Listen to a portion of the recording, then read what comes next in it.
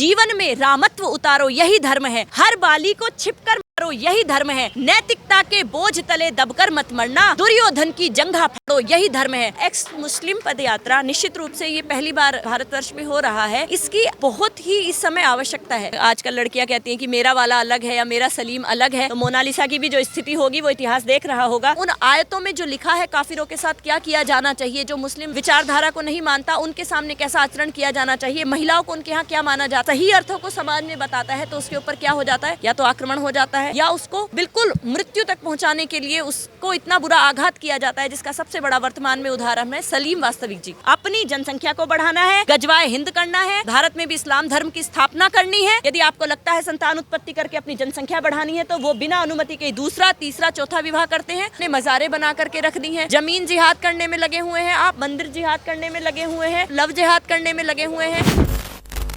X मुस्लिम पदयात्रा, भारतीय संस्कृति में पदयात्रा निकालना या शोभा यात्रा निकालना ये सभी धर्मों में है। चाहे वो सिख धर्म हो, वहाँ पर भी प्रातःकाल सब लोग भजन कीर्तन के लिए निकलते हैं, और जो वैदिक सनातन परंपरा रही है इसमें भी बहुत सारे धार्मिक पर्व ऐसे मनाए जाते हैं कि हम अपने भगवान को बाहर लेकर के आ रहे हैं, उनकी पदयात्रा निकल रही है।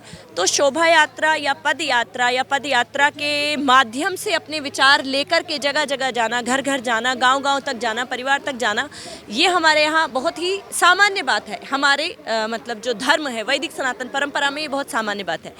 लेकिन आपने इसमें जो पहला शब्द जोड़ा एक्स मुस्लिम पदयात्रा, निश्चित रूप से ये पहली बार भारतवर्ष में हो रहा है, इसकी बहुत ही इस समय आवश्यकता है।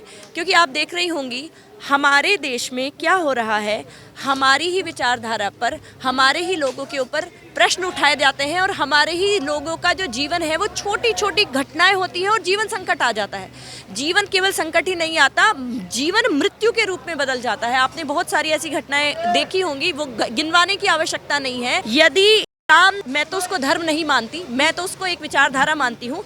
यदि इस्लाम के ऊपर कोई प्रश्न करता है या उसके ग्रंथों को पढ़ करके कोई उसके सही अर्थों को समाज में बताता है तो उसके ऊपर क्या हो जाता है, या तो आक्रमण हो जाता है या उसको बिल्कुल मृत्यु तक पहुंचाने के लिए उसको इतना बुरा आघात किया जाता है, जिसका सबसे बड़ा वर्तमान में उदाहरण है सलीम वास्तविक जी। उन्होंने कुछ जो उनके वास्तविक धर्म ग्रंथ है उनको पढ़ा, उन धर्म ग्रंथों में उन आयतों में जो लिखा है काफिरों के साथ क्या किया जाना चाहिए, जो मुस्लिम विचारधारा को नहीं मानता उनके सामने कैसा आचरण किया जाना चाहिए, महिलाओं को उनके यहाँ क्या माना जाता है, जब उन्होंने उस चीज़ को दिखाया, निकाह को दिखाया, को दिखाया, जब इन सब चीज़ों को उन्होंने दिखाया तो उनके साथ क्या किया गया, उनके ऊपर आक्रमण किया गया और पूरा प्रयास किया गया कि वो मर जाए। ये ईश्वर की मतलब अनुकंपा है कि वो अभी हमारे बीच में जीवित हैं।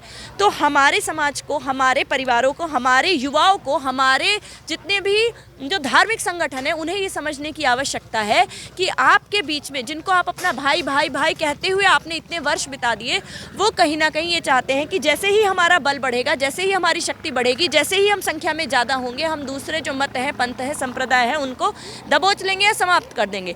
छोटी छोटी घटनाएं आप कहीं भी देख सकते हैं, पूरे उत्तराखंड को देख सकते हैं। आप पूरे उत्तराखंड के वनों में आपने मज़ारे बना करके रख दी हैं, आप जमीन जिहाद करने में लगे हुए हैं, आप मंदिर जिहाद करने में लगे हुए हैं, आप लव जिहाद करने में लगे हुए हैं, कहीं बेटियों को सुरक्षित नहीं छोड़ा हुआ है। तो इस विचारधारा को अपने लोगों के बीच पहुंचाने के लिए जो एक्स मुस्लिम पदयात्रा है ये सबसे अच्छा माध्यम है, इसीलिए मैं इस पदयात्रा में जुड़ी हूँ। आप इस्लाम के खिलाफ है या इस्लामिक विचारधारा के खिलाफ है? मैं विचारधारा के खिलाफ, बिल्कुल निश्चित रूप से मैं विचारधारा के खिलाफ हूँ।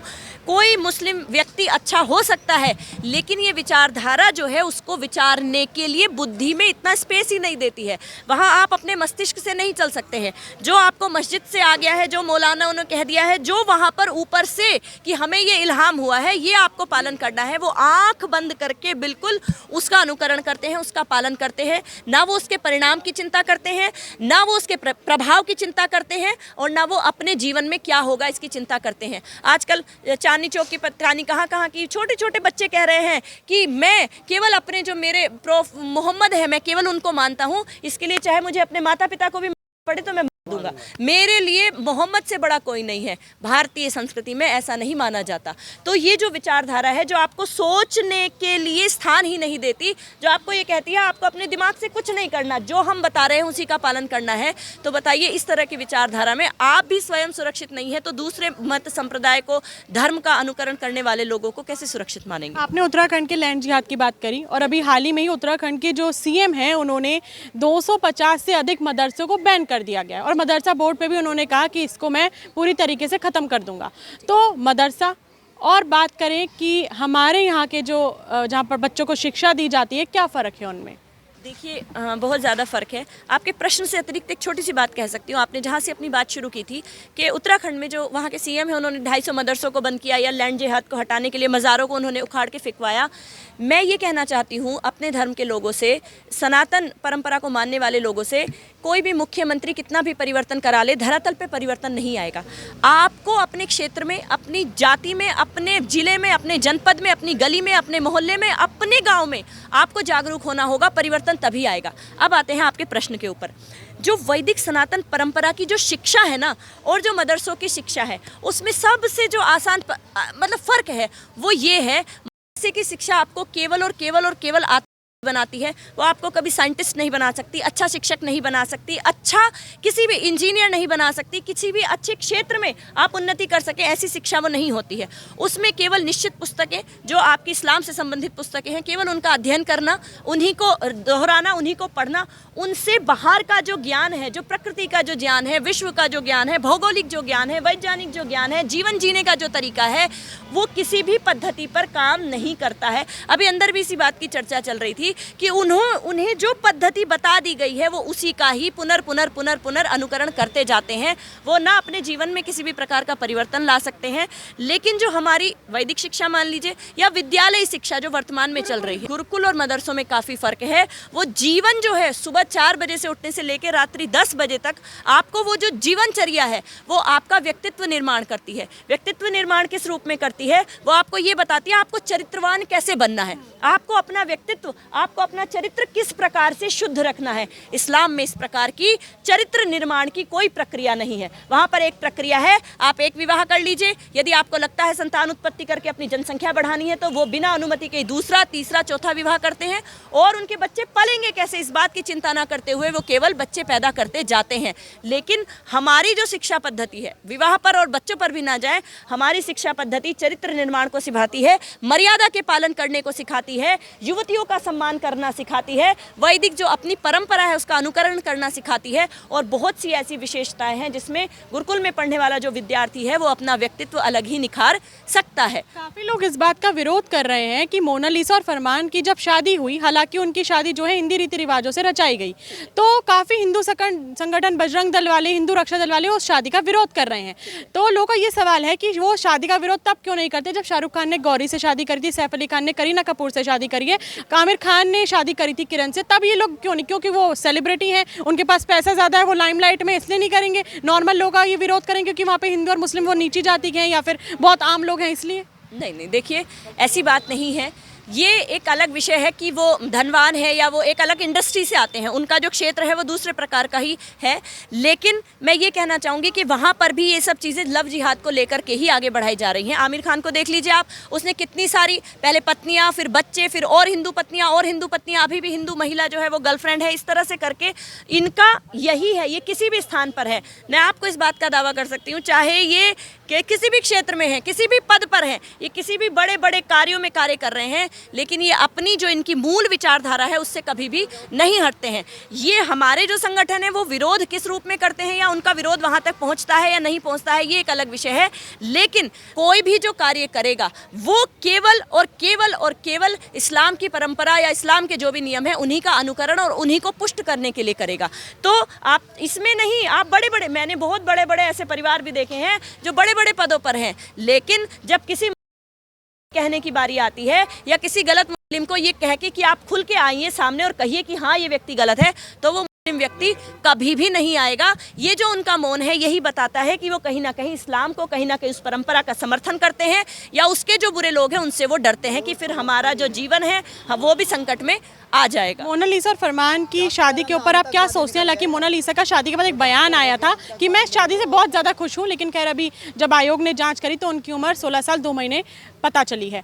लेकिन उन्होंने एक बयान भी ये दिया था कि मैंने हिंदू रीति रिवाजों से शादी करी है। दूसरा एक और बयान जो काफ़ी चर्चा में है कि जब राधा ने कृष्ण से प्यार किया था तो ये थोड़ी देखा था कि कृष्ण हिंदू है या मुसलमान। तो इसको किस तरीके से देखते हैं आप? देखिए, ये सब बेकार की बातें हैं, और आप लोग भी अभी हैं, हम लोग भी अभी थे। वो आजकल लड़कियां कहती हैं कि मेरा वाला अलग है या मेरा सलीम अलग है। तो मोनालिसा की भी जो स्थिति होगी वो इतिहास देख रहा होगा। मैं ये जो पंक्ति बोल रही हूँ, वो जो लड़का है उसने केवल इन्हीं सब चीज़ों के चलते उससे विवाह किया है, और उस लड़की की भी स्थिति कुछ गलत ना हो, हम इन चीज़ों को मद्देनज़र रखते हुए उस लड़की का ध्यान रखना चाहिए। वो बच्ची हमारे मत को मानने वाली, हमारे विचारों को मानने वाली बच्ची है। वो ठीक है, उसने अभी जो भी किया उस विषय में अभी कुछ भी गलत कहना या सही कहना ठीक नहीं होगा, लेकिन निश्चित रूप से उसने जो कार्य किया है उस लड़के से विवाह करके, आप देखिएगा ये उसका निर्णय गलत साबित होगा, ऐसा मेरा व्यक्तिगत रूप से मानना है। हिंदुओं में संस्कारों की कमी, सनातन धर्म को लेकर, संस्कृति को लेकर आपको लगता है कि बहुत लचीलापन है या ज्ञान नहीं दिया जाता है, इसलिए वो आप जैसे बहुत बयान आते हैं, आप भी बयान देते होंगे कि लव जिहाद का ट्रैप में फंस चुके हैं, तो आपको लगता है कि कोई भी मुस्लिम लड़कियां तो केसेस बहुत कम है या तो है ही नहीं? संख्या से, हिंदुओं की संख्या से मतलब आप हिंदू लड़की नॉलेज की कमी है क्या? अच्छा, देखिए, इसमें मैं अपने सभी जो भी मेरे व्यूवर हैं, जो मुझे देख रहे हैं, या जितने भी हिंदू भाई मुझे जानते हैं, मैं उन सबसे निवेदन करना चाहती हूँ। हमारे यहाँ क्या होता है, आजीविका की चिंता सबसे ज़्यादा, क्या खाएंगे, क्या पिएंगे, क्या नौकरी रहेगी, क्या व्यवसाय रहेगा, इसकी चिंता सबसे ज़्यादा। परिवारों में बस एक एक ही बच्चे हैं, उनकी चिंता सबसे ज़्यादा। तो हम लोग ये नहीं देखते हैं कि हमारे चारों तरफ जो हो रही घटनाएं हैं, हम उन पे विशेष रूप से ध्यान नहीं देते हैं। लेकिन इस्लाम धर्म में क्या होता है, 4 बच्चे, 4 लड़के हों, 5 लड़के हों, सभी लोग इसी कार्य में लगे हुए हैं कि किसी ना किसी तरह हमें अपनी जनसंख्या को बढ़ाना है, गजवाए हिंद करना है, भारत में भी इस्लाम धर्म की स्थापना करनी है। लेकिन जो हिंदू जो माता पिता हैं, उनकी ये सबसे बड़ी कमजोरी है। केरला स्टोरी में भी ये बात कही गई थी कि हम अपने युवाओं को, अपनी युवतियों को, अपने बच्चों को, अपने परिवारों को जागरूक नहीं करते हैं और संगठित होकर के कार्य नहीं करते हैं। यदि हम संगठित होकर के कार्य करेंगे, यदि ये जो आज का जो कार्यक्रम है, मुस्लिम पदयात्रा का जो कार्यक्रम है, इस कार्यक्रम को आयोजित करने वाले लोगों के साथ कदम से कदम मिला करके यदि कार्य करते हैं, तो हमारा ये प्रयास अवश्य सफल होगा और हमें अपनी बेटियों को बचाने में बहुत बड़ा सहयोग मिलेगा। अभी आपने जब अंदर चर्चा हो रही थी एक्स मुस्लिम पदयात्रा को लेके, तो आपने कुछ लाइनें बोली थी जिससे आप जागरूक करने के लिए हिंदुओं को जगा रही थी। जागरूक के रास्ते पे आप चल रही हैं, आप इन्फ्लुएंस करना चाहती हैं लोगों को, तो लाइन दोबारा बोल सकती हैं? और उस लाइन से आप संदर्भ क्या करना चाहती हैं, हिंदुओं को क्या आप मैसेज देना चाहती हूँ, हमें विस्तार से बताएंगी आप? हम सबसे ज़्यादा किसका उदाहरण देते हैं? हम कहते हैं भगवान श्री राम जैसे बनो। राक्षसी प्रवृत्ति को मिटाने के लिए उनके पास सेना नहीं थी, जन नहीं था, बल नहीं था, शक्ति नहीं थी, वो राजा नहीं थे, कहीं का साम्राज्य नहीं था, उनके पास कुछ भी नहीं था, उनकी पत्नी तक का अपहरण हो गया था। इतनी बड़ी राक्षसी प्रवृत्ति में भी भगवान श्री राम ने क्या नहीं छोड़ा? अपना धर्म नहीं छोड़ा, अपनी मान्यताएं नहीं छोड़ी। तो वहां पर उनको उस भाव को प्रकट करने के लिए मैं कहती हूं कि जीवन में रामत्व उतारो, यही धर्म है। हर बाली को छिपकर मारो, यही धर्म है। नैतिकता के बोझ तले दबकर मत मरना, दुर्योधन की जंघा फाड़ो, यही धर्म है। आज के समय में नैतिकता के बोझ तले दब करके जो बच्चे अपने विचारों को नहीं रख पाते हैं, खुल करके संघर्ष नहीं कर पाते हैं, समाज में परिवर्तन नहीं ला पाते हैं, उनके लिए मैं बस यही कहूंगी कि नैतिकता के बोझ तले दबकर मत मरना, दुर्योधन की जंघा फाड़ो, यही धर्म है। जीवन में रामत्व उतारो, यही धर्म है। बहुत बहुत धन्यवाद। अब ये यात्रा जो है ये जाने वाली है हरिद्वार, और अभी हरिद्वार जब जाएगी, अभी इस बीच रास्ते में बहुत लोग मिले जिन्होंने अलग अलग अपने विचारधारा बताई, जिन्होंने अपने अलग अलग जो भाव थे उन्होंने प्रकट करे। एक्स मुस्लिम पदयात्रा को लेकर उन्होंने संदर्भ क्या करना चाहते हैं, वो इन्फ्लुएंस क्या करना चाहते हैं और हिंदुओं को किस तरीके से जगाना चाहते हैं, और इस्लाम में वो क्या मैसेज पेश करना चाहते हैं। रास्ते में हमें बहुत लोग मिले, लेकिन अभी ये जो यात्रा है ये पहुंचेगी हरिद्वार। अब हरिद्वार में लोगों से मिलेंगे और देखेंगे कि हरिद्वार में वो लोगों को किस तरीके से एक्स मुस्लिम पदयात्रा के बारे में क्या बताना चाहते हैं, एक्स मुस्लिम जो है वो होता क्या है, हरिद्वार के लोग एक्स मुस्लिम के बारे में सोचते क्या है। तो अगली बार फिर मिलूंगी आपसे कुछ देर बाद, फिर से मुलाकात होगी। तब तक के लिए बने रहिए वो न्यूज़ के साथ। मैं यशस्वी शर्मा, धन्यवाद।